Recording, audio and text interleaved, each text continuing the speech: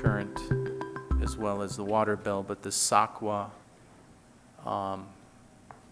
there were some problems with the check, and I wanted to verify that everything was resolved. I'll have to check with her office and I can let you know. All right. Just a quick Go question. ahead, Commissioner Woods. Yes, crossed my mind. We're engaged in a large project. Can you anticipate the number of people you think will reside in these buildings once completed? Well, based on our count, we have, I think, 1325 apartments. Okay. So, based on, we have 1364 apartment units, and some of those are two-bedroom, so, you know, I'd say maybe 25% of those would be two-bedroom, so add another, you know, 500 or so to that, so roughly just under 2,000. Okay. So we're looking at about 2,000 residents to the city of Southfield. Correct. Okay, thanks. Yeah, I mean, I think our average household size based on units is in that 2.1 to 2.3 range. So you just do the rough math. That would make it about It's going to be 2,700. anyway from 2,000 to 2,500 Okay. when fully built out. And then, you know, then when the retail space is existing, people want to put the retail store in there. It's the development, chicken and egg, constantly. All right, do we have a recommendation from the planning department? Yes, we do, sir. We are recommending favorable consideration, as noted, just noting that it is consistent with the comprehensive master plan, the DDA sub-area, and the Northland Design Standards and Guidelines, that it's utilizing the sub-area redevelopment plan ODD under Raleigh Regional Shopping Center, and the design flexibility and scheduling flexibility is part of that. The proposed will not have adverse effects on the adjoining zoning or land uses, and we do ask the condition that the petitioner continue to work with the planning department on refining the streetscape details to make sure we're on the same page, and those reflect what you see at the Costco Business Center going forward. We want some consistency on that perimeter, the developments to look like a whole. So we're pretty close on this. I think it's just a matter of kind of merging the LS and L12 documents, 12 and 13 documents with what the petitioners additionally provided, and getting those, make sure those match up, because what's on LS 12 and 13 covers more than just like short wall segments. It actually covers entrance treatments, so there's more to it than that. So it can't actually replace those sheets. It's going to be making clear which details are substituted for which. So we're just gonna work that out before it ends up in front of council. But we're close. I mean, it's in the same ballpark and in the same style. It's just we need to make sure that they're fully consistent. Yeah, So and if I could, Dale, so like the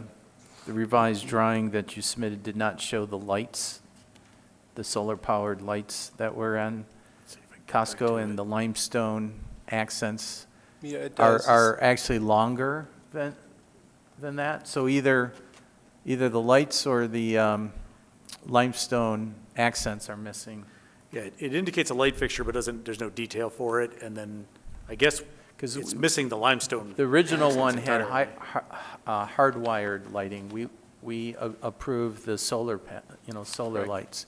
So we need those details kind of shored up to what was built out there. Mm-hmm. And as Mr. Payson said, that is the predominant wall element that'll go around the perimeter, but at a couple key entrance points, there's more elaborate features that are reflected in LS 13, which we just want to make sure we're clear moving forward what the requirements may be. So we did make some modifications in the field, and technology and construction techniques change, and we think it's more sustainable to have solar-powered lights than what was originally the sconces that were proposed. So that was a pretty straightforward modification that's reasonable, but we still have these original documents that we want to be true to as far as the overall development. Okay, thank you. With that being said, do we have a motion from the planning Commission on PZR ODD 24-0002, the Second Amendment. Through the chair, I move for favorable consideration of PZR 0DD 24-2000.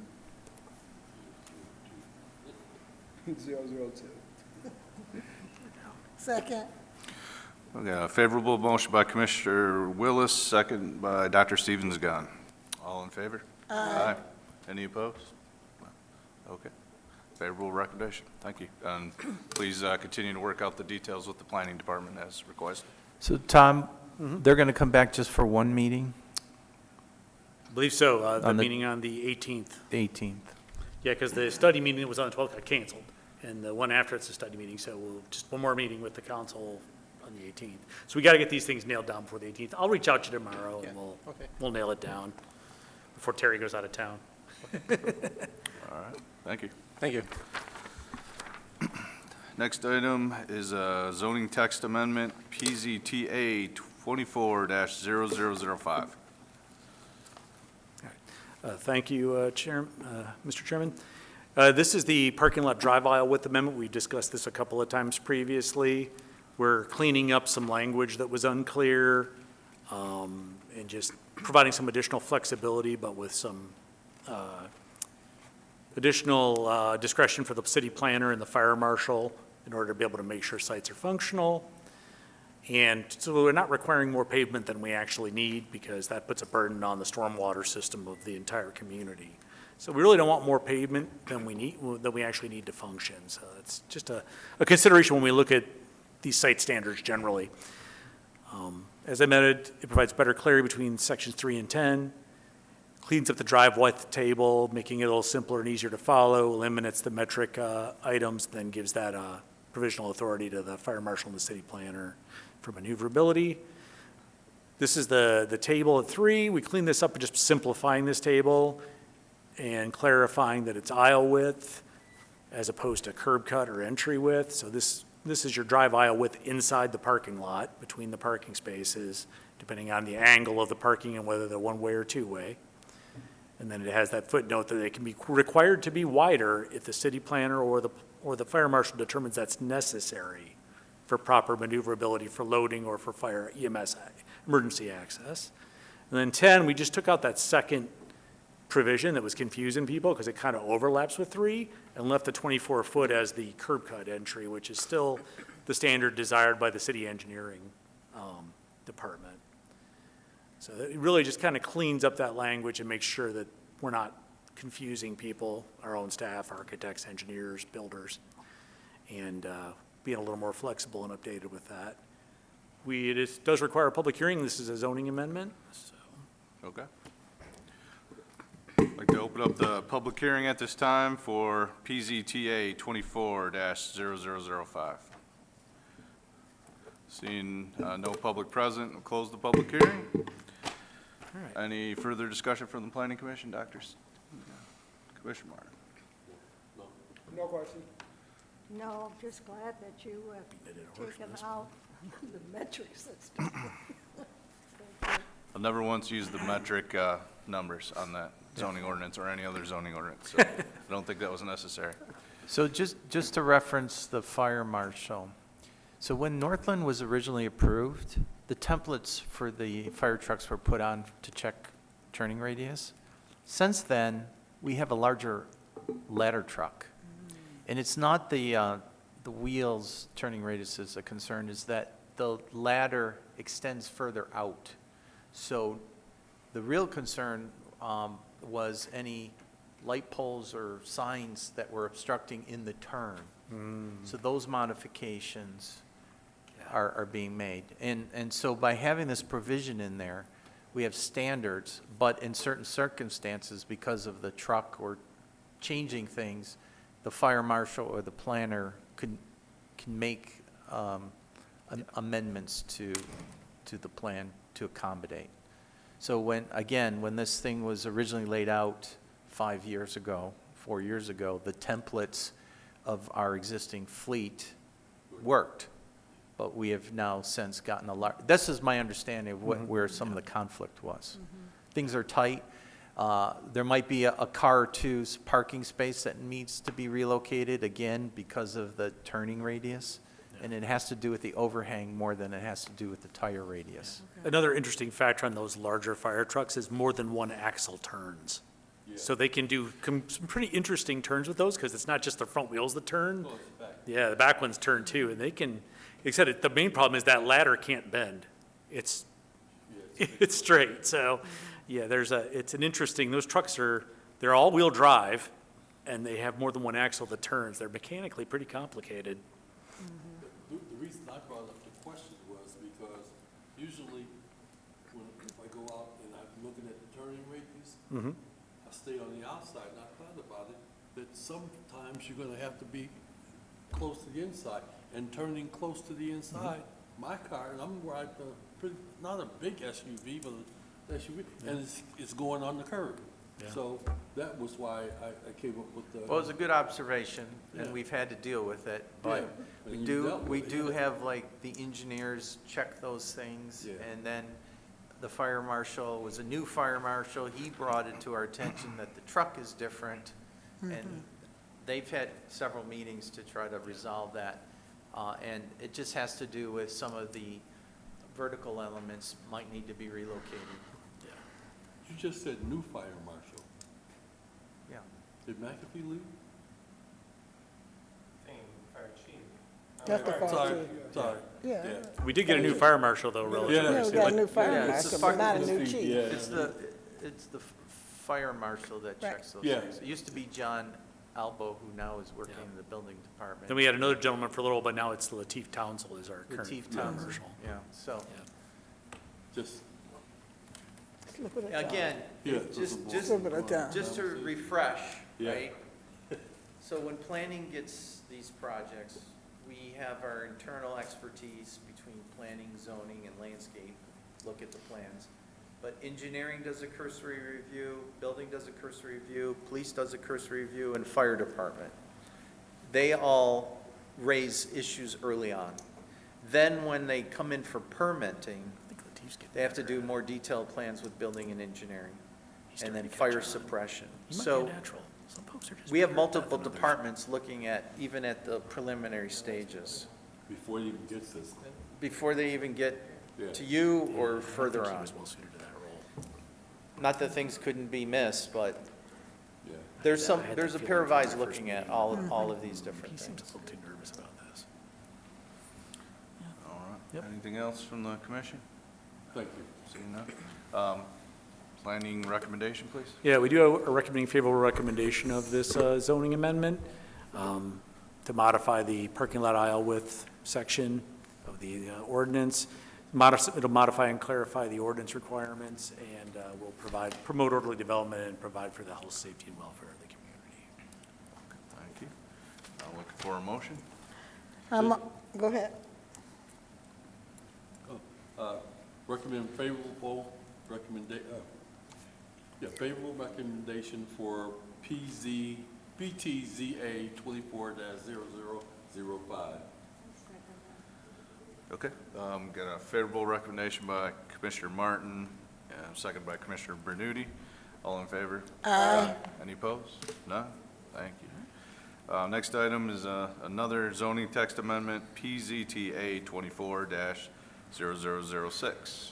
And this is the one related to the primarily drive-in, drive-through, and 24-hour restaurants, site development standards in the RS and B3 districts.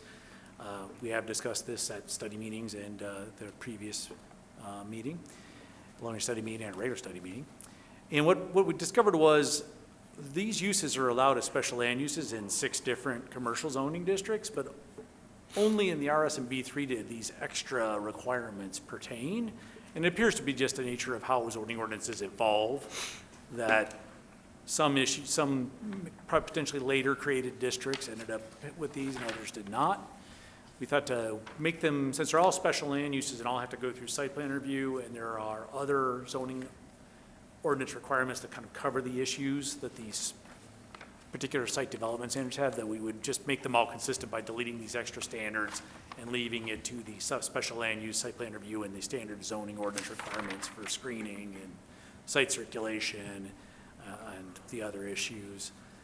We do noted that these requirements have created some problems where either council or the ZBA has had to waive them in at least 4 recent cases: Culver, Savvy Sliders, Panda Express, and the Onyx ODD, which will be coming back to you. So we do look at these. We're just going to delete these extra standards from the B3 and RS, leave them as special land uses as they appear in the B1, B2, and in the NS and RC districts, and then rely on the other comprehensive site development regulations combined with the comprehensive site plan review and special land use requirements to get this right. It gives us a little more flexibility when trying to fit these things into the existing fabric of a built-out community like Southfield. You know, you can have so many rules that you're actually hamstringing your own ability to reasonably develop a site. And I think this body and the city council have shown reasonable discretion in applying conditions or requirements where needed to make a site fit. And it's very hard when you're doing infill development to have a one-size-fits-all approach. You need a little more flexibility to make that happen. And since we put people through these public hearings anyway, and we go through this process, and we have those site plan review and special land use authorities, those are good tools for exercising that flexibility, as long as it's done in a reasonable and rational, justifiable fashion. So as you see, if we look at the RS section, we're just deleting the extra standards and just going to go with this as a special land use. And then in the B3, we're doing the same thing. So the language in these will now match what's in the other 4 districts. And the purpose, once again, is to make consistent our requirements for the same use across the commercial districts for these uses. And it just, it allows us to use our other tools to be able to address those issues as they come up. And it does require a public hearing, once again, because it's a zoning text amendment, but Okay. that's what we got. Open up the public hearing at this time for PZTA 24-0006, zoning text amendment. Seeing no public present, public hearing is closed. Any further discussion from the commission? No questions. Commissioner Martin? No questions. No question. No questions. I agree. Planner Crowd, anything to add? Nothing to add. Okay. I'm looking for a motion from the planning department on this item. I'd like to make a motion to Oh, wait, approve. sorry, recommendation. Said the wrong word. Yeah, we are Look for a recommending a favorable recommendation. Once again, just really in the interest of making our ordinance more consistent and a little more flexible and providing actually, I think, an enhanced promotion of orderly development and health, safety, and welfare we have a comprehensive process. We can use that process to make these sites work better. We don't need these oddball requirements that don't match the other districts to make that happen. Commissioner Berduti, now we're looking for a motion. Thank you. I'd like to make a motion to approve PZTA 24-0006 zoning text amendment. Support. We've got a favorable motion by Commissioner Bernuti on PTZA 24-0006, supported by Commissioner Willis. All in favor? Aye. Any opposed? All right. Motion passes. Come on now, there we go. Next, do we have the minutes from September 11th, September 18th, and September 25th, 2024? All right. Yep, these have been provided to you in your packets. We are looking for, if acceptable, approval of the minutes from September so we can post them, online and make them available to the public. Any further discussion on the minutes from the commission? None. See none, do we have a motion to approve the minutes? Martin. To the chair, motion to approve the minutes for September 11th, 18th. What's the other one? 25th. 25th. 25th, as provided. Second. We've got a favorable motion to approve the minutes by Commissioner Martin, supported by Dr. Stevens-Gunn. All in favor? Aye. Any opposed? No. Okay.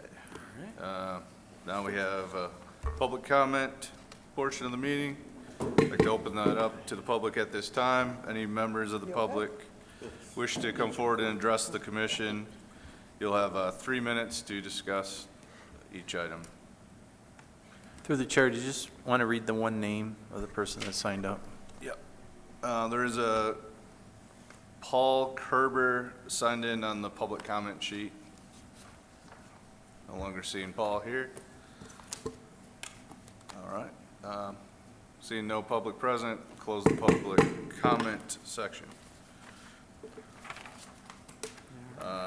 Council items update. Do we have any updates? I do want to, we did have a council at a study meeting on the Yeah, go 15th, ahead. which I was present at.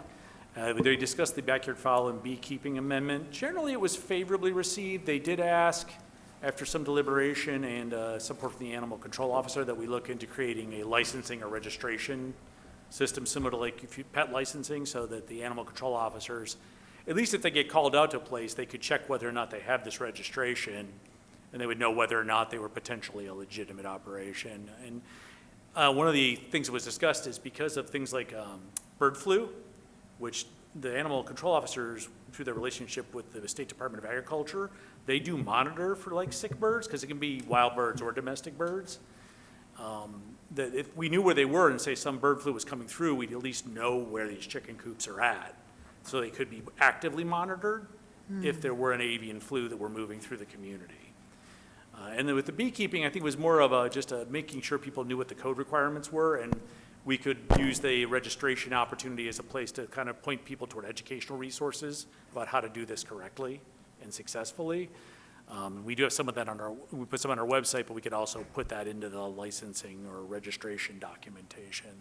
So we're working with the animal control officer and the city attorney, because this would be a general code amendment to add the registration, like a dog license kind of would be. At this time, and we'll be bringing that back to council probably in December. Wouldn't be able to get it ready for November, but we think we can bring it back to them in November or December. Hopefully at that point, the actual standards in the ordinance, other than requiring registration, they found acceptable. And they did it was noted that you guys did a lot of work on that one and looked over a general code ordinance in addition to the zoning ordinance and provided some feedback on that. And there was some appreciation of the amount of effort that went in, because we've been at this really since the original time people approached the council was last October. So this has been under discussion actively for a year. So we're getting there. Retail alcohol sales came up again as a discussion. The planning department and the legal department have been instructed to look into maybe putting some form of minimum spacing requirements between retail, off-premise consumption alcohol sales. We're going to put together some maps and inventories for council so they can see what those would look like. We are a little concerned about creating a lot of legal nonconformities where, you might have two liquor stores or a liquor store and a CVS that are within 500 or 1,000 feet of each other, and now all of a sudden they both become legal nonconforming because they're too close to the other one, even though it wasn't a problem in the past. But I think there's some taste to looking into how we avoid over-concentration of that use. So we're going to put some research together and go back to the council at a study meeting with our report. Probably, I think we're thinking December or January, because it's a lot of data we have to pull together and map, where Alex has got a lot of mapping to do I haven't told him about yet, but it's coming his way. Marijuana retail, they were looking at potentially further restricting the potential number of operations. Our spacing requirements are already pretty limiting, but the licensing ordinance allows up to 5 of the retail provisioning centers. We have 2 that are open and a third that's been approved, Bloomery or Bloom Cannabis. But they really there's some taste, though it's not, I think, unanimous, hard to say, about maybe limiting it just to 3. At this point, though, I think between Alex and I, we get probably calls looking for places to do retail marijuana weekly or twice a month. And people, it's a pretty, all those setbacks make it really hard to find a usable spot. I mean, the 3 that we've got are probably the most you could reasonably do without really actively moving businesses around or even maybe relocating residences. I don't know how they would do it. That 500 foot from residential is hard it's a tough one to beat in a community like Southfield. So. That's a good question.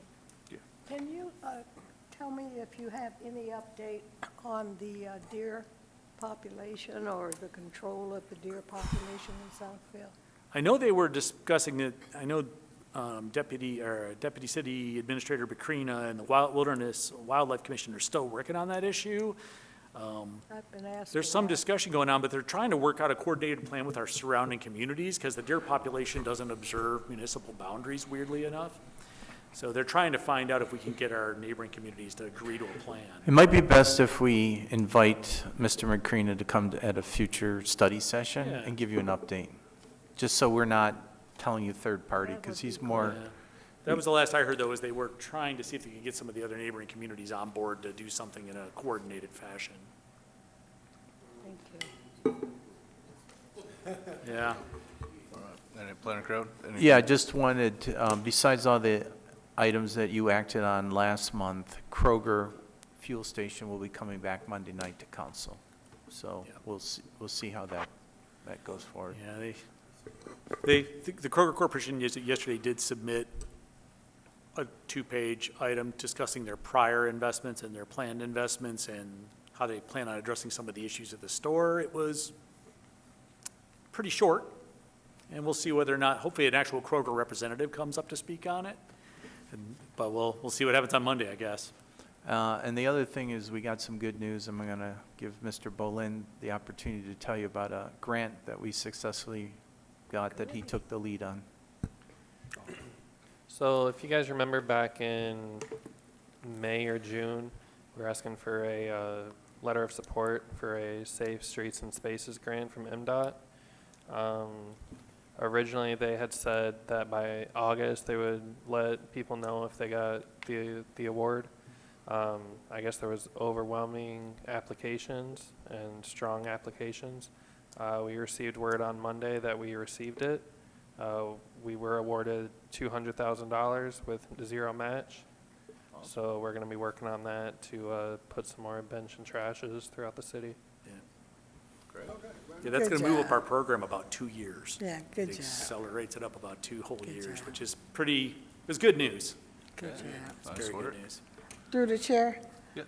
Planner Crowd, regarding the Northland project, the reason why I talked about the community awareness, I get tons and tons of, what are they doing, when is it coming? So we have to figure out a way to communicate with the citizenry, especially those who are living around that area, what's going on. Because at this point, there's no direct communication, and a website may not do it. So if you could put it in the mayor's bulletin or in some form of a regular communication about the status of that project, it's a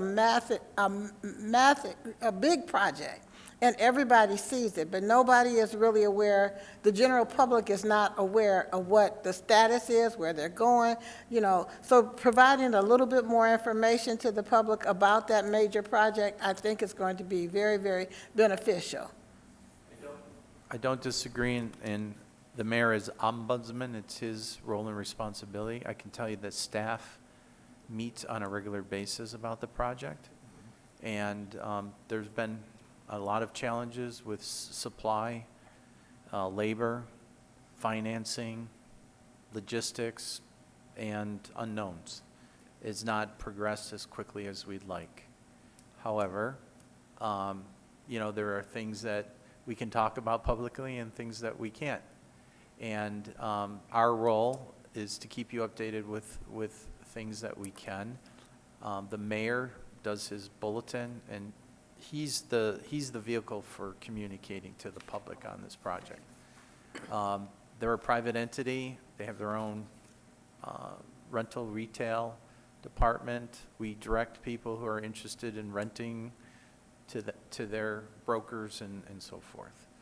So it's, because it's a private job, we don't control a lot of things. So we are asking the same questions, and we try to keep you as updated as we can within reason. And hopefully you've noticed if you've been down Greenfield recently, the new signs, the new banners, and the landscaping. And that's a project we'll take ownership over. Yeah. I think the mayors of Oak Park and Southfield had a photo op yesterday out there, and more to come. We'll have a ribbon cutting probably in the spring when the plants are up. And we have a lot of exciting projects. I'm attending SEMCOG's General Assembly tomorrow, And I'm one of the featured speakers in the afternoon to talk about the 9-mile corridor in partnership with Oakland County. So it's another way for us to showcase all the good things that we're doing here. Cool. Miscellaneous items? Yep, we have the schedule for November. We got, study meeting is on November 6th, the long-range study on November 13th, and a regular on the 20th. Planning Department is asking if the commission would consider canceling the long-range study on the 13th. I need to refocus for about a month on the sustainability plan to get the part I need to draft for that for Suzanne Hanna in our office done, so that project can move forward. And we've got 3 zoning amendments still in the pipeline, so cramming some more zoning amendments into the pipeline at this point doesn't really make sense going into the holidays. So what I want to do is, if we could cancel that long-range study, I'll sort of refocus my efforts on getting the sustainability stuff done, and then switch back to the ADUs, the tiny homes, and get those to you probably in January, like an actual draft ordinances to look at. Through the chair, I recommend that we cancel the Planning Commission long-range study meeting scheduled for November the 13th, 2024. I don't have any objection. Do we have to take an official, Yeah, motion. Oh, okay. Because it's a change to the calendar. sorry, who supported? Commissioner? I did. All right, so we have a motion to cancel the long-range study meeting November 13th by Dr. Stevens Gunn, supported by Commissioner Martin. All in favor? Aye. All right, that's easy. That's all I see. Anything else? That is it. All right. Seeing Did none. anyone see on the news yesterday when they, I The guess they veteran. officially opened the veterans? Oh, I was going to mention that. Yeah. Alex represented us. Tom and I Yeah, had I a saw it. conflict, but the towers, tunnels to towers, an official groundbreaking yesterday. Saw the Yeah. sign facing Northwestern. Yeah. Looks nice. There's Yeah, a very it long was sign. very And he nice. said there was a good barbecue there, too. Awesome. All right, well, meeting adjourned for today. Thank you.